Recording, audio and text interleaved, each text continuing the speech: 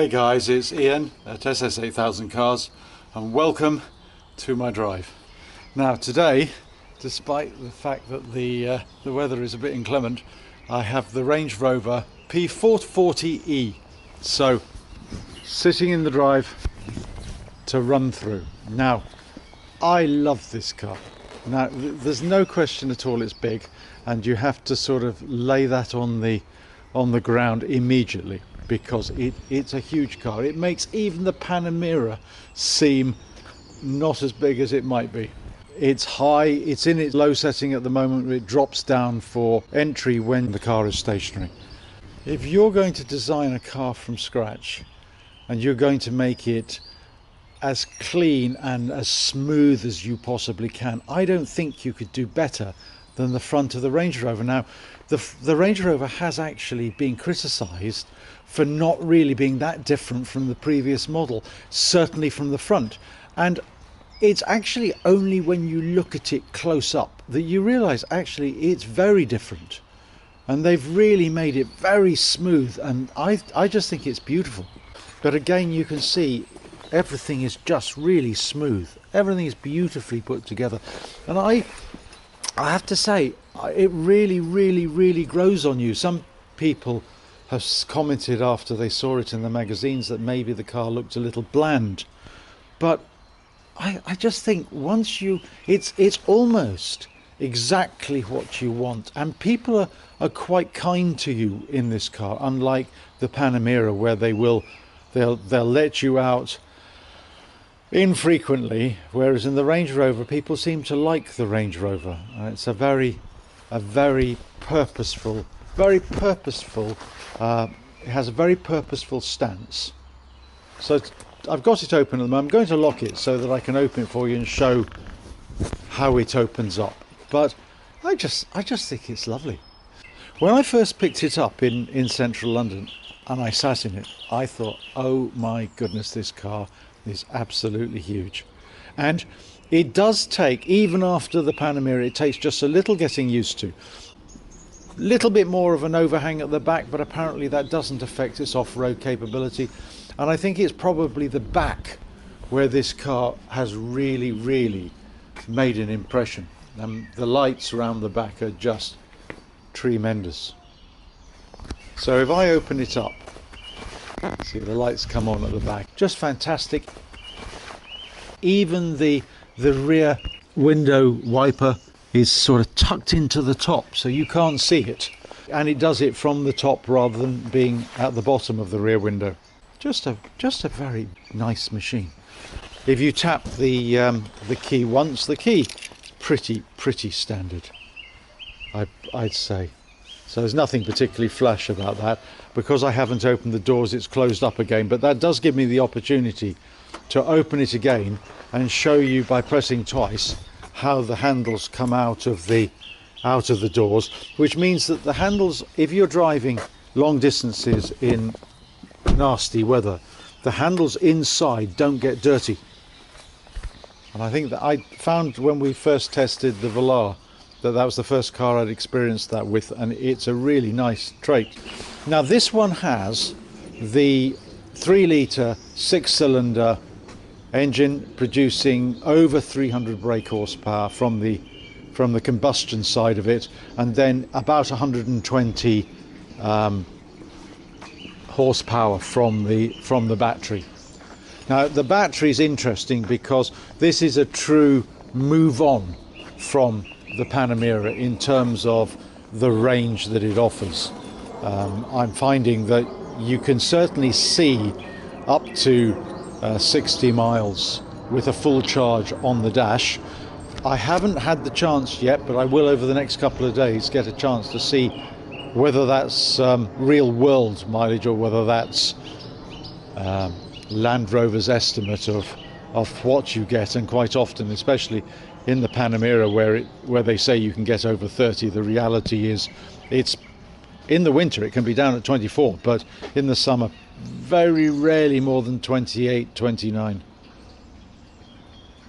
It's obviously a high car, but it's meant to be a high car. It gives you fantastic all-round visibility from inside the cabin. You can actually get the side steps that fold in under the sills when the car is locked up. And when it's driving, and I think that looks a little nicer. I have to say that I'm not a huge fan of the fixed side steps. I think it slightly takes away from the smooth design of the vehicle.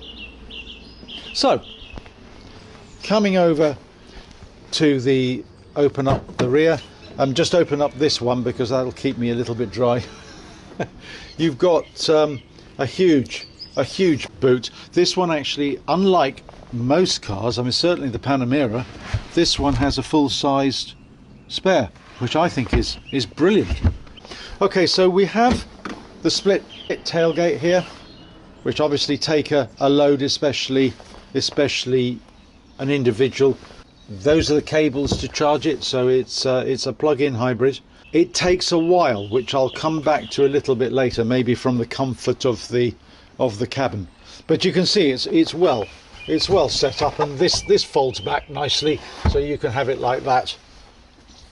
Just all easy to use. Rear seats are all electric, so they recline, making the rear passenger experience extremely pleasant.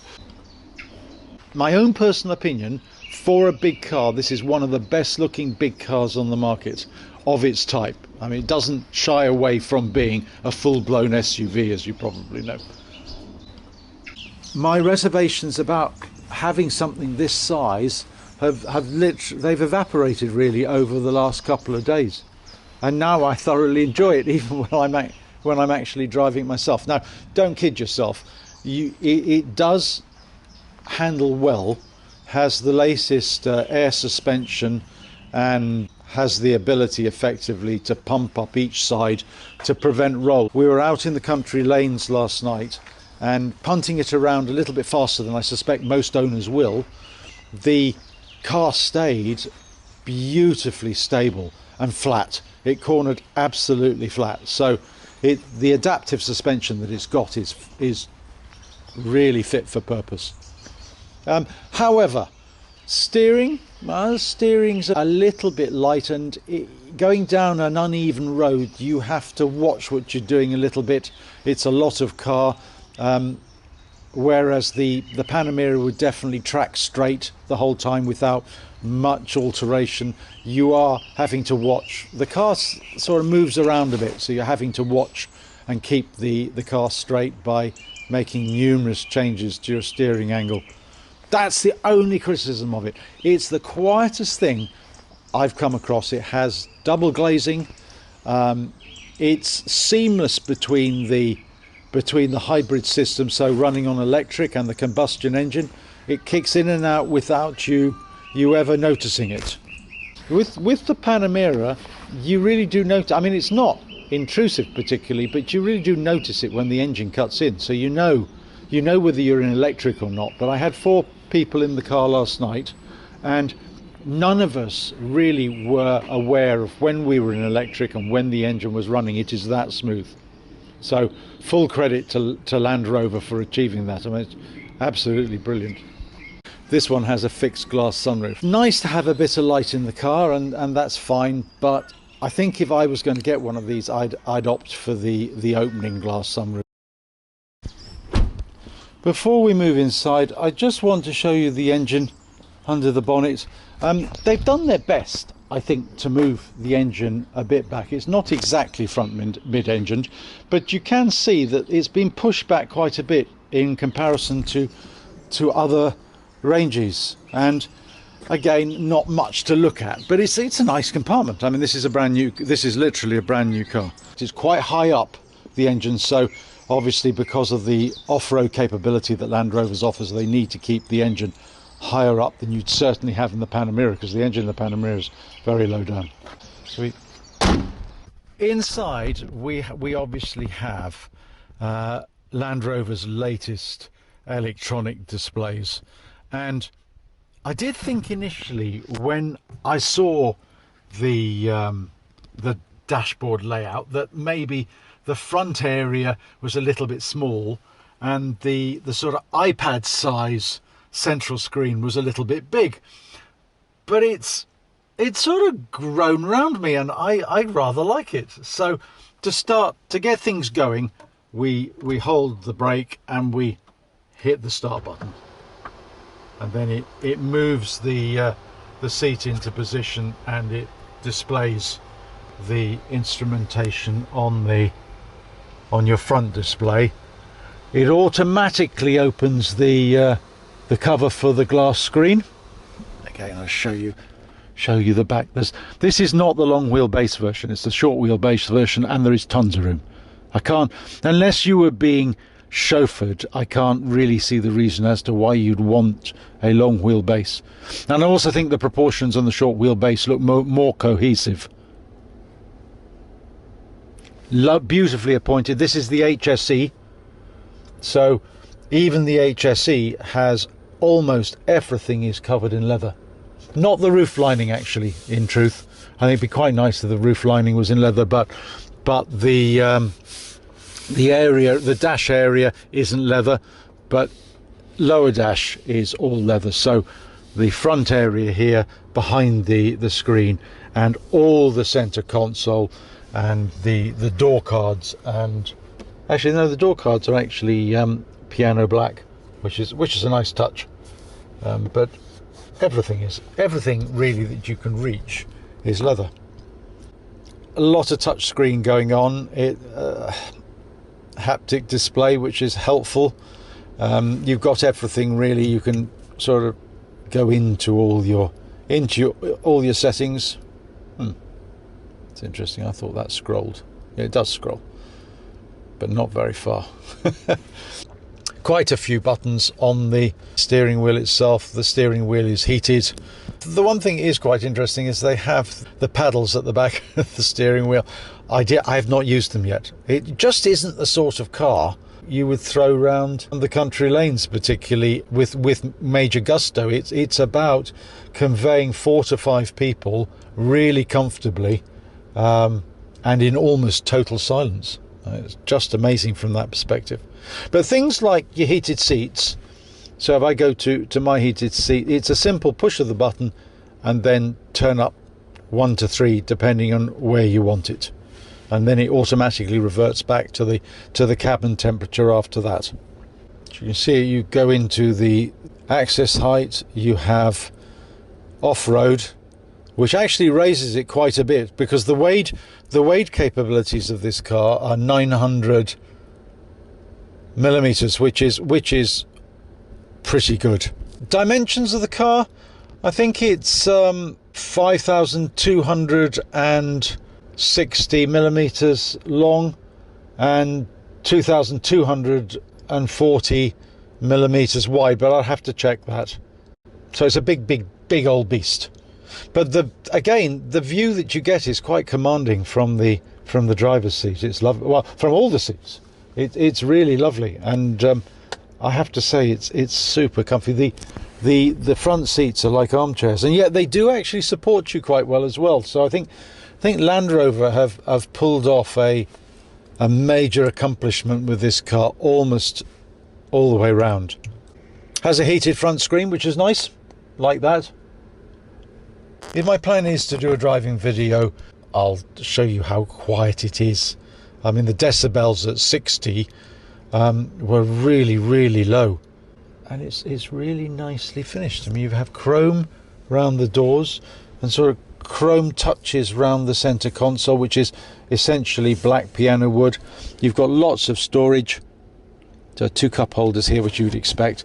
Incredibly deep armrest, and it just you could lose things down there, I suspect. And then another one here, which is a phone charger at the front, and then just plenty of space in front, and just about everything you could possibly need in a car like this. If you were doing long journeys, you're crossing continents or driving up to Manchester on a regular basis, I don't think there's a better car on the road.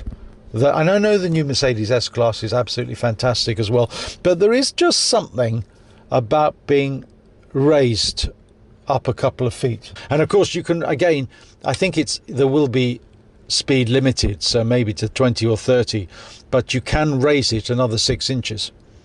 That's to give you the clearance necessary if you're off-road, or you're, as I said earlier, wading through the floods that we get from time to time.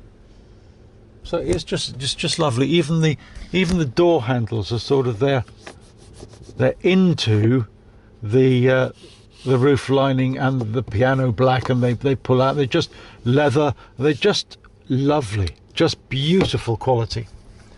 Now that perhaps brings me on to, if I switch the engine off for a second, what we can now see is we have 65% EV, so battery charge, which is giving me a 38-mile range. Now, I suspect that means that when we get up to 100%, you're getting about 60-mile range. I'm not sure how accurate that is. Certainly, from the journeys I've taken so far, it certainly seems to go down faster than the mileage would suggest. But again, I suppose that could be the way the car is being used. It also takes quite a time to charge. So last night when I got in and I was down to 0% charge on the battery, it was showing, and remember, I don't have a fast charger here, so this is just 240 volt three prong socket, and basically what it was showing was 15.5 hours to go up to presumably 60 miles, whereas it's only about 4.5 on the Panamera to go to half of that. Maybe 28 rather than 30 maybe, but just about half of that. So don't quite understand why it takes its time. It was on charge the whole night, which says say 10 hours, and it only went up to 68%.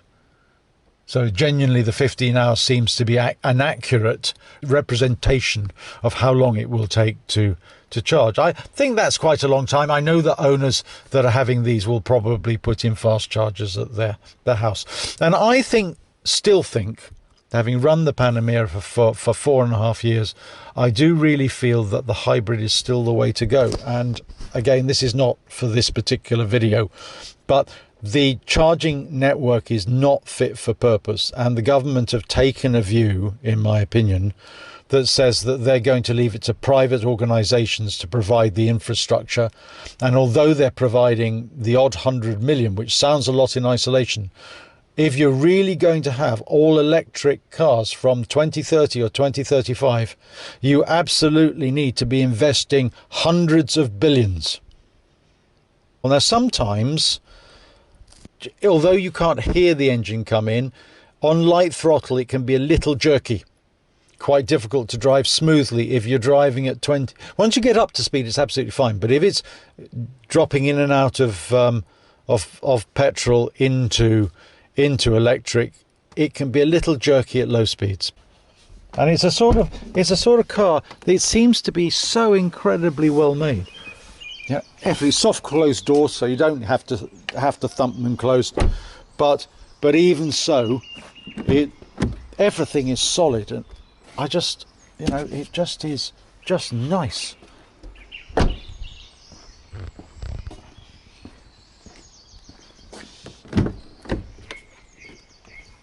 sit in the back here now. If you look at my knees, I mean my headroom, I've got that much headroom above me, and I'm 6 foot.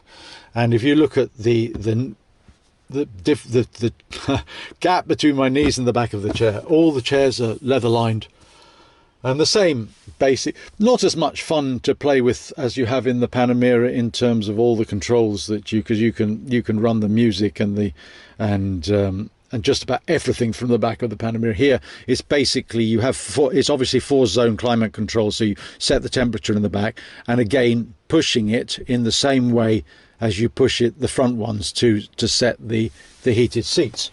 But here you also have all the same sort of control. You can't move the seats forward, but we can bring them right back. And now I don't know whether you can see this, but that's moved, I don't know, 3 or 4 inches, and I'm now completely reclined. I mean, I may look a little bit ridiculous on the camera, but I'm completely reclined. So if I wanted to have a snooze in the back of the car, it really would be possible in this. So I'll put that back. Now, I'm so impressed with this. I mean, it's a real luxury car. Now, what I will do is I will say that I've been short journey in the new S-Class, but I've not been for a proper run, and I suspect the S-Class is maybe, because it's lower down, I suspect it will be as good as this. I don't know whether it's better or not, but it would be as good as this. And when you're sitting in the back, of course, the glass sunroof, it makes for a very light and airy feel. Fantastic sound system, Meridian sound system. I don't know whether that's the top one or not on the Range Rovers, but it's a quality place to be. And I think, in essence, given it's pouring with rain, I think that probably does give me a good place to finish the review video, and to sum it up by saying, this is a car, if you're in the market for a car that is luxury and long distances, that's smooth and comfortable and quiet, but gives you a commanding view of the road, I think this is on its own. So I am hugely impressed with it, and I'm looking forward to more miles in the car. Alright guys, it's Ian from SS8000 Cars signing off. Catch up with you very soon.